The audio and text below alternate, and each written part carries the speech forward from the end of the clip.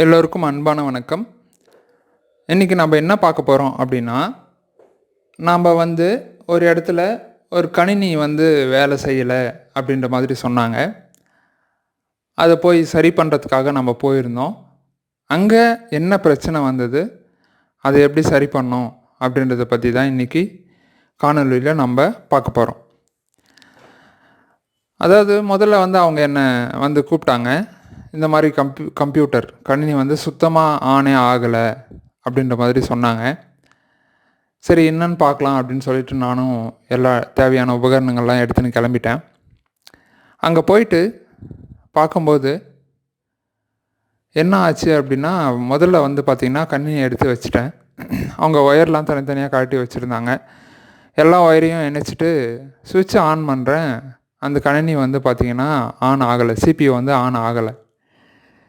சரி, CPU on ஆகலையே, நம்ம என்ன பண்ணுவோம் அப்படின்னா, முதல்ல கரண்ட் வருதா அப்படின்னு செக் பண்ணுவோம். உடனே என்கிட்ட இருந்த அந்த டெஸ்டர் வச்சுருப்பாங்க இல்லைங்களா, எலக்ட்ரீஷியன்ஸ், அந்த டெஸ்டரை எடுத்துகிட்டு போயிருந்தேன் கூடவே. அதில் என்ன பண்ணேன் அப்படின்னா,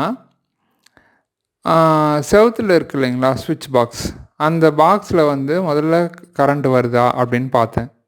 கரண்ட்டு வந்தது. அதுக்கப்புறமா அந்த கேபிள் ஒயர் இருக்கும் இல்லைங்களா, சுவிட்ச் பாக்ஸ்லேருந்து, அதாவது செவுத்துலேருந்து சிபியூக்கு ஒரு ஒயர் வரும், பவர் கேபிள். அந்த பவர் கேபிள் டெஸ்ட் பண்ணி பார்த்தாலும் அதுலேயும் கரண்ட் வந்தது. அதுக்கப்புறம் என்ன ஆச்சு அப்படின்னு பார்த்தீங்க அப்படின்னா, எனக்கு சிபியூ வேலை செய்யலை. நம்ம என்ன பண்ணுவோம் அப்படின்னா, முதல்ல எஸ்எம்பிஎஸ் வேலை செய்யுதா அப்படின்னு சொல்லிட்டு பார்ப்போம். அதுக்கு என்ன பண்ணுவோம் அப்படின்னா, எஸ்எம்பிஎஸ்னுடைய ஒயரை மதர் போர்டில், ஹார்ட் டிஸ்கில் எங்கெங்கெல்லாம் கனெக்ட் ஆகிருக்கோ அது எல்லாத்தையும் கழட்டி விட்டுட்டு, அந்த எஸ்எம்பிஎஸில் இருக்கக்கூடிய 24 ஒயர் இருக்கும் இல்லைங்களா, அந்த 24 ஒயரை எடுத்து அதில் பச்சையும் கருப்பும், அதாவது க்ரீன் அண்டு பிளாக், இது ரெண்டுத்தையும் ஒரு யூ வடிவிலான ஒரு வளைவு இருக்கக்கூடிய ஒரு தனி ஒயரை எடுத்து அதில் நம்ம கனெக்ட் பண்ணுவோம். ஒரு துண்டு ஒயர் எடுத்து ஒரு முனையை பச்சையிலையும் இன்னொரு முனையை கருப்புலையும் நம்ம கனெக்ட் பண்ணிவிட்டு ஸ்விட்சை ஆன் பண்ணால் எஸ்எம்பிஎஸ் ஃபேன் ரன் ஆகும். அப்படி ஓடிச்சு அப்படின்னா வேலை செய்யுதுன்னு அர்த்தம், ஓடலைன்னா வேலை செய்யலைன்னு அர்த்தம்.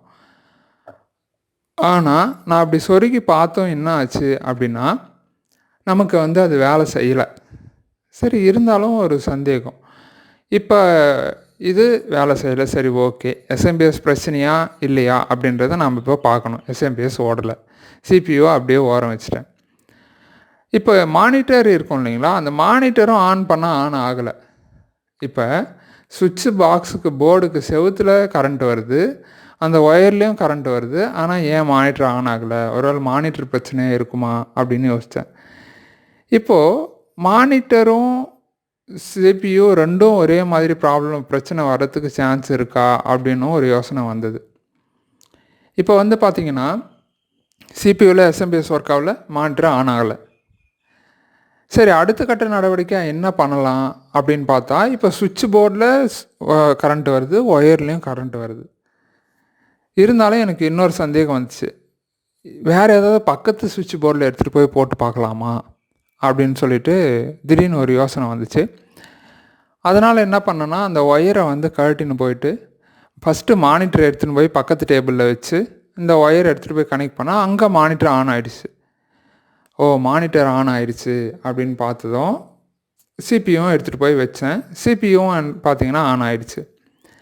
அப்போ ஏன் இந்த இடத்துல ஆன் ஆகலை, கொஞ்சம் தூரம் தள்ளி இருக்கிற இன்னொரு சுவிட்ச் போர்டில் ஆன் ஆகுது அப்படின்ற ஒரு சந்தேகம் வந்துச்சு. அப்போ தான் பார்த்திங்கன்னா, இந்த முதல்ல நான் கனெக்ட் பண்ணேன் இல்லைங்களா ஒரு சுவிட்ச் போர்டு, அந்த சுவிட்ச் போர்டில் அந்த கனெக்ட் பண்ணக்கூடிய 2 ஹோல்ஸ்லேயும் ரெண்டுத்துலேயுமே கரண்ட் வருது. அதாவது ஒன்று நியூட்ரல், இன்னொன்று பேஸ் அப்படின்ற மாதிரி சொல்லுவாங்களாம். ஒன்றுத்தில் பவர் வரணும், ஒன்றுத்தில் கிரவுண்டாக இருக்கணும். ஆனால் ரெண்டுத்துலேயுமே கரண்ட் வருது. அது யூபிஎஸ்லேருந்து அந்த சுவிட்ச் போர்டுக்கு போகும்போது ஏதோ ஒரு பிரச்சனை, அதனால் அது ரெண்டுத்துலேயுமே கரண்ட் வருது. அது ரிட்டன் சப்ளைன்னு சொல்லுவாங்களே, என்னென்னு எனக்கு சரியாக தெரியல. உங்களுக்கு எதாவது தெரிஞ்சால் சொல்லுங்கள் அதை பற்றி. அந்த மாதிரி ரெண்டுத்துலேயும் கரண்ட் வந்ததுனால அது நம்மளுக்கு மானிட்டரும் ஆன் ஆகலை, சிபியும் ஆன் ஆகலை, அங்கேருந்து பிரிண்டரும் ஆன் ஆகலை. இதை எடுத்துகிட்டு போயிட்டு பக்கத்து டேபிளில் போட்டதும் ஆன் ஆகிடுச்சு. இது வந்து ஒரு வித்தியாசமான பிரச்சனையாக இருந்துச்சு. சரி மானிட்டர் ஆன் ஆயிடுச்சேன்றதுக்காக சிபியூ எடுத்துகிட்டு போய் வச்சு எஸ்எம்பிஎஸ் செக் பண்ணால் எஸ்எம்பிஎஸ் ஆன் ஆயிடுச்சு. அதுக்கப்புறம் ஒயர்லாம் கனெக்ட் பண்ணிட்டு சிஸ்டம் ஆன் பண்ணால் சிஸ்டமே முழுசாகவே ஆனே ஆயிடுச்சு. எந்த பிரச்சனையுமே இல்லைங்க. அப்போ பிரச்சனை எது அப்படின்னா சுவிட்ச் பாக்ஸ் மட்டும்தான். சுவிட்ச் பாக்ஸில் வந்து பார்த்திங்கன்னா 2 ஹோல்ஸ்லேயும் இருக்கக்கூடிய 2 ஓட்டையிலையும் கரண்ட் வந்தது தான் காரணம். அதுக்கப்புறம் அதை எலக்ட்ரிஷியன் வச்சு பார்த்துக்கோங்க அப்படின்னு சொல்லிட்டு நம்ம என்ன பண்ணோம் அப்படின்னா வேறு இடத்துல சிஸ்டமை மாற்றி கொடுத்துட்டு வந்துட்டோம்.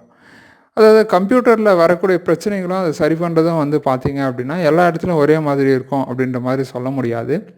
திடீர்னு எனக்கு இந்த மாதிரி ஒரு பிரச்சனை வந்துச்சு, சரி இந்த மாதிரி உங்களுக்கு ஏதாச்சும் வந்துச்சு அப்படின்னா தெரிஞ்சுக்கணும் அப்படின்றதுக்காக தான் இந்த பதிவு போட்டோம். முக்கியமாக இந்த மாதிரி ஏதாவது வித்தியாசமான பிரச்சனை உங்களுக்கு வந்திருக்கா அப்படின்றத மறக்காமல் கமெண்ட் பண்ணிடுங்க. இந்த பதிவு பயனுள்ளதா இல்லையா அப்படின்றத கமெண்ட் பண்ணுங்கள். மற்றபடி வேறு ஏதாவது உங்களுக்கு சந்தேகங்கள் இருந்தாலும் கமெண்ட் பண்ணுங்கள். அடுத்த பதிவில் இன்னொரு புது விஷயத்தோடு சந்திப்போம். நன்றி.